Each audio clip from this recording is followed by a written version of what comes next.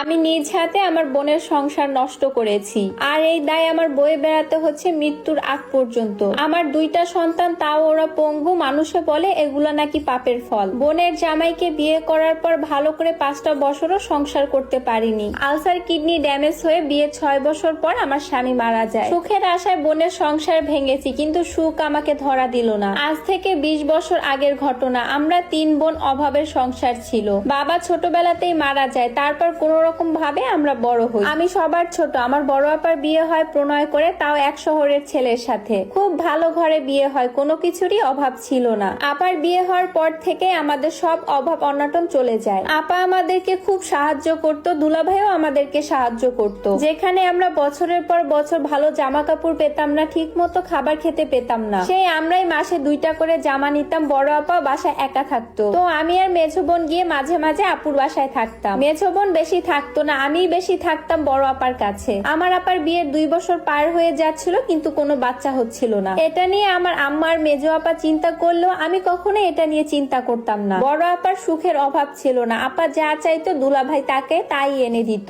আমার বয়স তখন 17 বছর আর মেজো আপার 19 বছর। বড় আপা তখন তার গহনা বিক্রি করে মেজো আপুকে বিয়ে দেয় এক প্রবাসী ছেলের কাছে। তো মেজো আপার বাসায় আমি তেমন একটা থাকতাম না, বড় আপার বাসায় থাকতাম। বড় আপার সব কাজই আমি করতাম, কিন্তু অবুঝ মন সবসময় আমি বড় আপার জায়গায় নিজেকে আবিষ্কার করতাম। মাঝে মাঝে ভাবতাম, ইস দুলাভাই যদি আমার স্বামী হতো তাহলে খুব ভালো হতো। দুলাভাইকে কেন জানি আমার খুব ভালো লাগতো। দুলাভাইকে আমার ভালোবাসা বুঝানোর জন্য ব্যাকুল হয়ে উঠি আমি। দুলাভাইকে ভালোবাসার ব্যাকুলতা দিন দিন বাড়তেই থাকে। তাকে অনেক বেশি কেয়ার করা শুরু করলাম, আপুর চাইতেও বেশি। এমনকি সে বাথরুমে ঢুকলে তার গায়ে পিঠে সাবান মেখে দিতাম। অনেক সময় আপু দুলাভাই রোমান্স করলে আমি লুকিয়ে লুকিয়ে দেখতাম। মাঝে মাঝে দুলাভাই ঘুমিয়ে গেলে আমি ওনাকে চুমু দিতাম। একদিন আপু বাচ্চা হওয়ার জন্য স্বপ্নের ওষুধ খেতে আমাদের গ্রামে যায়। সকালে যাবে, বিকালে চলে আসবে। দুলাভাই সাধারণত সকালবেলা একটু ঘুম থেকে দেরিতেই উঠে, 11টা কিংবা 12টার দিকে উঠে। তো দুলাভাই যখন ঘুমাচ্ছিল আমি গিয়ে দুলাভাইকে চুমু দেই। দুলাভাই আমাকে জড়িয়ে ধরে। চোখ বন্ধ অবস্থাতে দুলাভাই আমাকে আপু মনে করে আমাকে চুমু দেয়। আমি উ করতেই দুলাভাই চোখ খুলে আমাকে দেখতেই আমাকে জোরে ধাক্কা দিয়ে বলল, তুমি এখানে? আমি ওনাকে কিছু না বলে ওনার রুম থেকে অন্য রুমে এসে বসে পড়ি। ততক্ষণে দুলাভাই আমাকে নাস্তা দিতে বলে, তো আমি তাকে নাস্তা দেই। তখন দুলাভাই আমাকে বলে, কাজটা কি ঠিক হয়েছে? আমি বললাম, ভাইয়া আমি আপনাকে ভালোবেসে ফেলেছি। দুলাভাই বলল, পাগল তুমি? আমি বললাম, আমি এত কিছু জানি না, আমি আপনাকে ভালোবাসি। তোমার বোন যদি এই ব্যাপারটা জানে তাহলে কি হবে বলতে পারো তুমি? যা হওয়ার হোক, আমি কি করব বলুন তো? ভালোবেসে ফেলেছি তো। সত্যি কি তাই?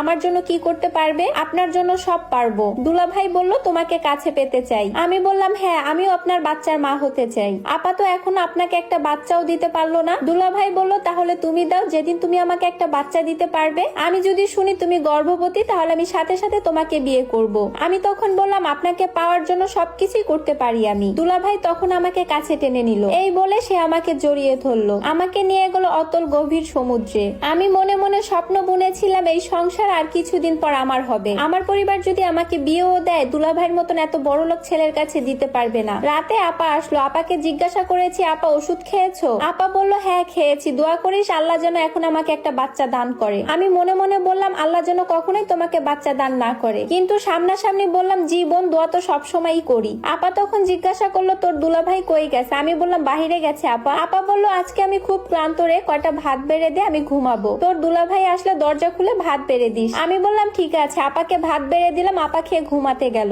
রাত 10টার দিকে দুলাভাই আসলো। ভাইয়াকে বললাম ভাত দেই। তিনি বললেন, হ্যাঁ ভাত দাও। আমি তাকে ভাত দিলাম। তিনি ভাত খাচ্ছেন আর আমি তার পাশে বসে আছি। তাকে বললাম, আমাকে কয়েক লোকমা খাইয়ে দিন। সে প্রথমে রাজি হলো না, কিন্তু তারপরেও দিল। আমি তাকে বললাম, আমাকে কিছু টাকা দিন, আমার জামা নাই, আমি জামা কিনবো। দুলাভাই বলল, তাহলে আজ রাতে দরজা খোলা রেখো। আমি বললাম, আচ্ছা। তিনি আমাকে 2000 টাকা দিলেন। রাতে আমি দরজা খোলা রাখলাম। গভীর রাতে তিনি আমার রুমে আসেন, কিন্তু আমার পিরিয়ড হয়ে যাওয়াতে তার সাথে আর কিছুই হলো না। পিরিয়ড হলে সাধারণত প্যাডের কথা আমি আপাকে বলি, আপা দুলাভাইকে দিয়ে আনান। কিন্তু পরের দিন দুলাভাই বের হওয়ার সময় আর দুলাভাইকে বললাম আসার সময় প্যাড নিয়ে আইসেন। তিনি রাতে ঘরে ফেরার সময় 2 প্যাকেট প্যাড আনলেন। ইদানিং আপাকে দুলাভাইয়ের সাথে বেশি সময় কাটাতে দেই না। দুলাভাই আপার পাশে গেলে আপাকে বিভিন্ন ভাবে বিভিন্ন অজুহাত দিয়ে বিজি রাখার চেষ্টা করি। দুলাভাইকে তো আপা না থাকলে আমি নাম ধরেই ডাকি, নিজে থেকেই তাকে চুমু দেই। আসলে আমার হিতাহিত বোধটুকু পর্যন্ত চলে গিয়েছে। দুলাভাই বের হওয়ার সময় তাকে এটা ওটা আনতে বলি আর দুলাভাইও নিয়ে আসেন, এমনকি টাকা পয়সাও দেয়। পিরিয়ড শেষ হয় আর প্রায় তার সাথে আমার শারীরিক সম্পর্ক হয় আপার অগোচরে। আর প্রায় সময় আপার সাথে দুলাভাইয়ের খুঁটিনাটি বিষয় নিয়ে ঝগড়া বাজিয়ে দেই, আর আপা বিন্দুমাত্র বুঝতে পারে না যে কাজটা আমিই করি। দুলাভাই যখন রাতের বেলা চুপি চুপি আমার রুমে আসে তখন দুলাভাইকে বলি আপা তো সারাদিন কোনো কাজই করে না, সারাদিন শুয়ে থাকে আর আপনার পরিবারের নামে আমার কাছে সারাক্ষণ বদনাম করে। যদিও এগুলো মিথ্যা কথা, প্রায় সময় দুলাভাইয়ের কানে আপার নামে বিষ ধরিয়ে দেই। আর দুলাভাই ইদানিং আমাতে বিভোর হয়ে গেছে, কিন্তু আমাকে বিয়ে করছে না। আমি কনসিভ করার চেষ্টাও করছি। একবার দুলাভাইয়ের সাথে আপার ঝগড়া হওয়াতে আপা আমার এক খালার বাসায় চলে যায়। আমাকে যেতে বলে, আমি অসুস্থতার অজুহাত দিয়ে যাই না। তখন আমার আর দুলাভাইয়ের সময়টা খুব ভালো কেটেছে। আপার রুমেই থাকতাম আমি, আপার যত রকমের শাড়ি আছে সবকিছুই পরতাম আমি। মনে মনে চাইতাম আপা আর কোনোদিন না আসুক, কিন্তু মিনিমাম 5 দিন যাওয়ার পর আপা চলে আসে আর আমার সুখটাও শেষ হয়ে যায়। আমি গিয়ে দারোয়ান চাচাকে জিজ্ঞেস করি, তখন চাচা বলল ওরা তো গতকাল বিকেলে বের হয়েছে আপনার মেয়ে সহ। বিদেশি পোলাডার হাতে একটা ব্যাগ ছিল, ঘরে দেখলাম হ্যারিসের কোনো জিনিসপত্র নেই। আমি কাজিন ভাইটাকে ফোন দিলাম, উনি আমাকে বললেন চুপ থাকো, বেশি বাড়াবাড়ি করলে দুনিয়া থেকে বিদায় করে দিব। আমি মেয়েকে অনেক খুঁজলাম, থানায় গেলাম, মামলা দিলাম, কিন্তু মেয়ে আর পেলাম না। আমার স্বামীর বিদেশি নাম্বারে কল করলাম, কল হ্যারিস ধরলো, বুঝতে পারলাম ও বিদেশ চলে গেছে। তবে আমার মেয়ের তো বিদেশে যাওয়ার কথা না, কারণ ওর পাসপোর্ট নেই। এতটুকু বুঝলাম মেয়ে আমার দেশেই আছে। ওরা ফোন ব্যাক করতো না। আমি মোবাইলে গত 2 মাসে না হলেও 30,000 এর উপরে রিচার্জ করেছি। বিদেশে ফোন দিয়ে কান্না করতাম আমার মেয়েকে ফেরত দেওয়ার জন্য, কোথায় আছে তা বলার জন্য। বললাম আপনাদের কিছুতে ভাগ বসাবো না, বিনিময়ে আমার মেয়েকে ফেরত দেন, কিন্তু ওরা আমার কথা শুনে হাসতো, কিছু বলতো না। 2 মাস পর ফ্ল্যাট থেকে আমাকে বের করে দেয়। ফ্ল্যাটটা ওর কাজিন ভাই দখল করে। আমি মামলা করেও কোনো ফল পেলাম না, কারণ জোর যার সবকিছু তার। আমি মায়ের কাছে ফিরে এলাম। মেয়ে হারানোর শোক আমাকে কুড়ে কুড়ে খেতে লাগলো। আমার বাঁচতে ইচ্ছে করতো না। আমি শহরের অলিতে গলিতে ঘুরতাম, যদি মেয়েটাকে ফিরে পাই। আফসোস, এভাবে 2টা বছর কেটে যায়, মেয়েকে ফিরে আর পাই না আমি। সন্তান হারানো মায়ের হাহাকার শুধুমাত্র যারা সন্তান হারিয়েছে তারাই বুঝবে, আর কেউ না। আমি একটি স্কুলের আয়ার কাজ শুরু করি। খুব বেশি বেতন না, তবে আমি আর মায়ের ডালে ভাতে সবজিতে খাওয়ার মতো বেতন। আমার বোনেরাও সাহায্য করে যখন যা পারে। আমি ইচ্ছে করে স্কুলের আয়ের কাজ নিয়েছি, কারণ বাচ্চা ভালো লাগে। আমার সন্তান হারানোর কষ্টটা কিছুটা কমে। এর মধ্যে একদিন বাসায় দেখি সেই সবজিওয়ালা ভাইটা যে আমাকে বিয়ের প্রস্তাব দিয়েছিল, সে প্রবাস থেকে এসেছে ছুটিতে। এসেই ওই আপার কাছ থেকে আমার কথা শুনে আমাকে দেখতে এসেছে। আপাটা সহ এসেছে। আমি আপাকে জড়িয়ে ধরি এবং ভালো মন্দ জিজ্ঞেস করি। উনি আমার মাথায় হাত বুলিয়ে দেন, বলে আল্লাহ তোমাকে সব সুখ দিক। আপাকে বলি আপা, আল্লাহ যেন আমার মেয়েটাকে ফেরত দেয়। আমি জানি না আমার মেয়েটা আজ 2.5 বছরে দেখতে কেমন হয়েছে, কত বড় হয়েছে। আমি কি দেখলে চিনবো আমার মেয়েকে? আপা বলে সব আল্লাহর হাতে ছেড়ে দে, নিজের মতো বাঁচ। সবজিওয়ালা ভাইটা আমাকে অনেক সান্ত্বনা দেয় এবং সোজাসুজি আমার মাকে বিয়ের প্রস্তাব দেয়, কারণ তার ছুটি কম, সে 2 মাসের ছুটিতে এসেছে। আমি এটা শোনার পর বলি কখনো সম্ভব না, আমি জীবনেও আর বিয়ে শাদী করবো না। এটা বলার পর রাতের খাবার খেয়ে সবজিওয়ালা চলে যায়। আপা রাতে থাকে আমাদের সাথে। আপা অনেক বুঝায় মানুষের জীবনে উত্থান পাথান হয়, তবে জীবনকে সুযোগ দিতে হয়। আমি বলি কয়বার, 2 বার বিবাহ হলো, সুখ তো হলো না, 3য় বারেও সুখ হবে না। আপা উত্তর দেয় 2য় বারের বিবাহটা ভুল ছিল, তুমি জেনে শুনে ভুল করেছো। তুমিও জানো, আমরা সবাই জানি 2য় বারে খারাপ কিছু আজ না হোক কাল হয়তো হতো। মা বলে আমারও বয়স হয়েছে, আমি তোর পেরেশানিতে আর বাঁচবো না, আমাকে একটু শান্তি দে। আমার কথা একটাই, আমি আর বিবাহ করব না। সবজিওয়ালা প্রায় আসতো বিকেলের দিকে আমাদের ঘরে, রাতের খাবার খেয়ে তারপর চলে যেত। আমি বলতাম আপনার লজ্জা শরম থাকলে আর আসবেন না। এটা বলার পরের দিন থেকে আমার ছুটির টাইমে স্কুলের সামনে দাঁড়িয়ে থাকতো, মাঝে মাঝে লুঙ্গি পরেও চলে যেত। আমার এত বিরক্ত লাগতো বলার মতো না। আমার জীবনটা একটা বিষাদময় হয়ে গিয়েছে সন্তান ছাড়া। একসময় মা আমাকে বলল, মারে রাজি হয়ে যা, আমাকে একটু শান্তি দে। এটা নিয়ে ঘরে সবসময় ভেজাল থাকতো। খুব সিদ্ধান্তহীনতায় ভুগছি, করবোটা কি। এক দুপুরবেলা আমার ফোনে কল আসে বিদেশ থেকে। কল রিসিভ করেছি, কণ্ঠ শুনে বুঝলাম হ্যারিস আমাকে কল দিয়েছে। হ্যারিস আমায় বলল, তুমি তোমার মেয়েকে দেখতে চাও? আমি তো কান্না করতে করতে হ্যাঁ বলে ফেললাম। তখন আমাকে হ্যারিস ওই বেঈমান কাজিনটার সাথে যোগাযোগ করতে বলে আর পাসপোর্ট রেডি করে পাসপোর্ট কপি ও কাজিনটাকে দিতে বলে। আমি কাউকে কিছু না জানিয়ে 1 মাসের মধ্যে পাসপোর্ট রেডি করে ফেলি। এর মধ্যে সে প্রায় সময় আমার সাথে যোগাযোগ করতো এবং বলতো তোমার মেয়েকে তুমি পাবে, চিন্তা করো না। ততদিনে সবজিওয়ালার সাথে বিয়ে শাদীর চিন্তা সম্পূর্ণ বাদ। পাসপোর্ট রেডি করে আমি ওই বেঈমান কাজিনের বাসায় গেলাম, তাকে পাসপোর্ট কপি দিলাম আর বিয়ের কাবিনের কপিটাও দিলাম। প্রায় 1 মাস 6 দিনের মধ্যে হ্যারিস সব রেডি করে ফেলে এবং আমাকে কল করে বলে ওই কাজিনটার বাসায় গিয়ে টিকিটটা যেন সংগ্রহ করি। শুধু পাসপোর্ট বানানোর খরচটা আমি বহন করেছি, বাকি সব খরচ হ্যারিস করেছে। আমার চিন্তা হচ্ছিল আবার কোনো নতুন বিপদে পড়বো কিনা, কিন্তু মেয়েকে ফিরে পাবার আশায় যে কোনো বিপদের সামনে পড়তে আমি রাজি। যাওয়ার দিন সুন্দর করে রেডি হয়ে মাকে বললাম, মা আমার জন্য দোয়া করবেন, একটা কাজে যাচ্ছি। ছোট বোন বলল, কবে আসবেন? বললাম 2 দিন লাগবে। ওদের এত কথা বলিনি, কারণ ওরা আমাকে জীবনেও আসতে দিবে না। জীবনের এত দূর একা যাওয়া তেমন একটা ভয় পাচ্ছি না, কারণ মেয়েকে ফিরে পাওয়ার আনন্দ। লম্বা একটা জার্নি শেষ করে লন্ডনে নামলাম। কোথায় যাব, কোন দিকে যাব কিছু বুঝতেছিলাম না। এয়ারপোর্ট থেকে বেরিয়ে এক বাঙালি সিলেটি ভাইয়ের মোবাইল থেকে হ্যারিসকে কল দিলাম। বললাম, আমি এয়ারপোর্টের বাইরে, তুমি কোথায়? সে বলল, যার মোবাইল তাকে দাও। হ্যারিস লোকটাকে জিজ্ঞেস করলো এয়ারপোর্টের কোন সাইডে আছি, কারণ এয়ারপোর্টটা বিশাল। লোকটা লোকেশন বলল, আর হ্যারিস 3 মিনিটের মধ্যে চলে আসলো একটা রেড কালার গাড়িতে করে। আমাকে দেখে জিজ্ঞেস করলো কেমন আছি। তারপর সে আমাকে একটা বাড়িতে নিয়ে গেল, একটা বিদেশি অল্প বয়স্ক মেয়ের কাছে। হ্যারিস আমায় বলল, আপনাকে এখানে এনেছি, আমার পরিবারের কেউ জানে না। আপনি এখানে কয়টা দিন থাকেন, আপনার মেয়ের কাছে নিয়ে যাব। আমি আর কিছু বলি নাই, আমি তার কথা মেনে নিলাম। যাওয়ার সময় সে একটি মোবাইল আর কিছু পাউন্ড দিয়ে গেল। মেয়েটা বাসায় একা থাকতো, কেমন যেন নোংরা করে রেখেছে। হ্যারিস চলে যাওয়ার পর মেয়েটা কিছু খাবার খেতে দিয়ে আমায় বলল, আমি বের হচ্ছি, কখন ফিরবো জানি না। মেয়েটা মদ খেয়ে অনেক রাত করে বাসায় আসে, এসেই ঘুমিয়ে যায়, আর ঘুম থেকে উঠে অনেক বেলা করে। 5 দিন পর হ্যারিস আসে, আমাকে হাতে একটা বন্দুক দেয়, দিয়ে বলে আমি যেন ওকে গুলি করি। কারণ জানতে চাইলে বলে, আপনার মেয়েকে ফিরিয়ে দেওয়া পসিবল না, কারণ ও কোথায় আছে আমি জানি না। সেদিনের কর্মকাণ্ডের জন্য আমি লজ্জিত। আমি আপনাকে একটু সুন্দর জীবন দিতে চেয়েছি, তাই মিথ্যা বলে এদেশে এনেছি। আপনি নিজের মতো করে বাঁচুন, আপনার ক্ষতি করার ইচ্ছে আমার নেই। চাইলে আমাকে গুলি করে মেরে ফেলতে পারেন। আমি হ্যারিসের কথা শুনে কান্নায় ভেঙে পড়ি।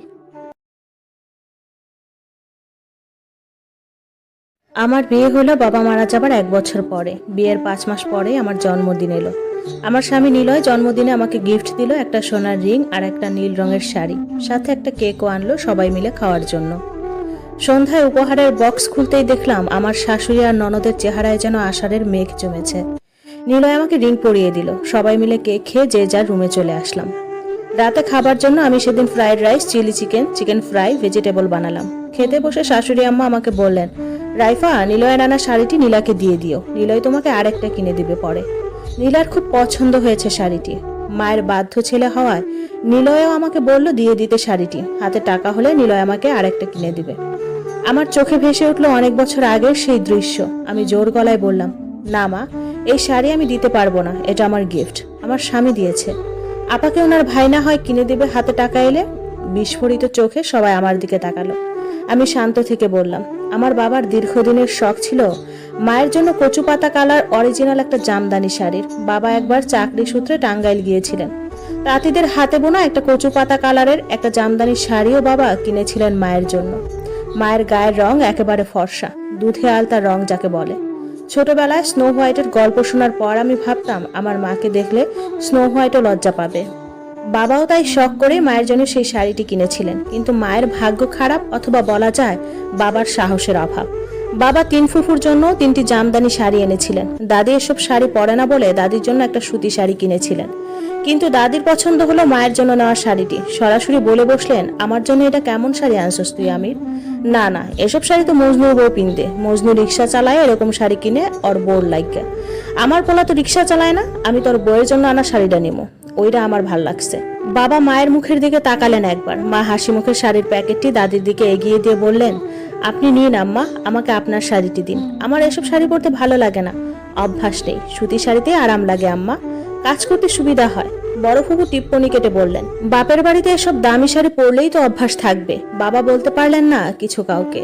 তখন আমার বয়স কত আর? 15 বছরের আমি স্পষ্ট দেখলাম মায়ের বিবর্ণ হাসি মুখ, অশ্রু টলটলে চোখ, আর বাবার পরাজিত মুখ। পরের ঈদেই দাদি শাড়িটি বড় চাচিকে দিয়ে দিলেন, ওনার এসব পরতে ভালো লাগে না বলে। বাবা অ্যাক্সিডেন্টে পা হারালেন সেই বছর। মায়ের জন্য আর জামদানি শাড়ি কেনা হলো না। চাচি প্রায় সময় শাড়িটি পরে। সেই শাড়ি দেখলে মায়ের কেমন লাগতো জানি না, কিন্তু আমার বুকের ভেতর একটা ক্ষোভ মাথা চাড়া দিয়ে উঠতো। আমি তখন থেকে আমার দাদি চাচিকে অপছন্দ করা শুরু করি। বাবার ঔষধ, ছোট ভাইয়ের স্কুলের বেতন, বড় আপার বাবুর দুধ কেনা, ঘরের জন্য নামমাত্র বাজার করা, সবই তো মাস শেষে আমার টিউশনির 3000 টাকা আর বড় আপার একটা কিন্ডারগার্টেন স্কুলে পড়িয়ে পাওয়া 4000 টাকা বেতনে হতো। এই টাকার মধ্য থেকে আমার উপায় ছিল না মায়ের জন্য এরকম দামি একটা শাড়ি কেনার।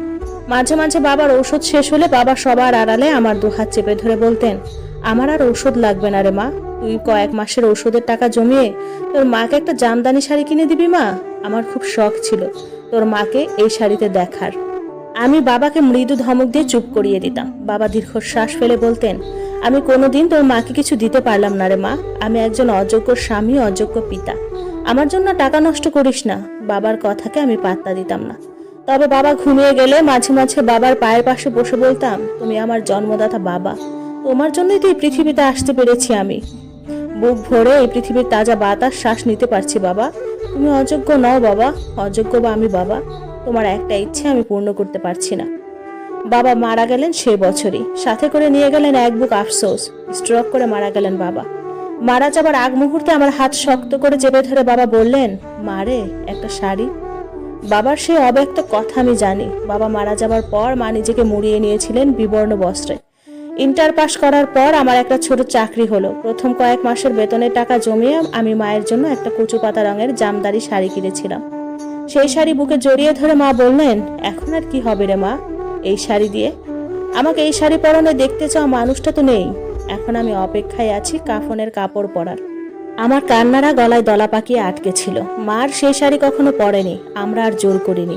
মাঝে মাঝে মাঝরাতে দেখতাম মা সেই শাড়িটি জড়িয়ে ধরে ফুপিয়ে ফুপিয়ে কাঁদতো শুধু। বাবা মারা যাওয়ার 8 মাস পর দাদি মারা যান। মাকে দেখেছি দাদির সব দায়িত্ব পালন করতে সুষ্ঠুভাবে, কিন্তু দিন শেষে একটা দীর্ঘশ্বাস ফেলে বলতেন, তোর দাদির জন্যই তোর বাবা একটা আফসোস নিয়ে দুনিয়া ছেড়ে গেছেন। আমি কখনোই তোর দাদির নিষ্ঠুরতার কথা ভুলবো না। আম্মা ভেবে দেখেন, এরকম গল্প আপনার জীবনেও আছে। আপা, আপনি ভেবে দেখেন একবার, আপনার সাথে এরকম কিছু না কিছু হয়েছে। কিছু কিছু ক্ষেত্রে প্রতিবাদ করতে হয় নিলয়। প্রতিবাদ করতে না পারলে আমার মায়ের মতো তীব্র যন্ত্রণা বুকে নিয়ে বেঁচে থাকতে হয়। ভাগ্য কখন কাকে কি করে কে জানে। আমি চাই না পুনরায় এরকম কিছু আমার সাথে ঘটুক। নীলা আপা চোখের পানি মুছে আমাকে জড়িয়ে ধরে বললেন, তোদের দুলাভাইও আমাকে একজোড়া কানের দুল দিয়েছিল বিদেশ থেকে আসার পর। আমাকে পরিয়ে দিয়ে বললেন, এই দুলজোড়া দেখে আমার তোমার কথা মনে পড়েছে নীলা, তোমাকে খুব সুন্দর লাগছে, সবসময় এই দুলটা পরে থেকো, আমি মন ভরে দেখবো তোমায়। কিন্তু আমার শাশুড়ি সেটা পছন্দ হয়ে গেল। তোর দুলাভাইও মায়ের পছন্দ শুনে দিয়ে দিলেন। আমাকে বললেন পরের বার আসার সময় উনি আমার জন্য আরেক জোড়া দুল আনবেন। এমন না যে আমার শাশুড়ির জন্য উনি কিছু আনেননি, ওনার জন্য একটা গলার চেইন এনেছিলেন। তবুও আমার শাশুড়ি আমাকে দুল জোড়া দেননি। পরের বার তো উনি লাশ হয়ে ফিরলেন রে রাইফা। আজও আমার মনে পড়ে আমার স্বামীর পছন্দ করে আনা সেই দুলের কথা।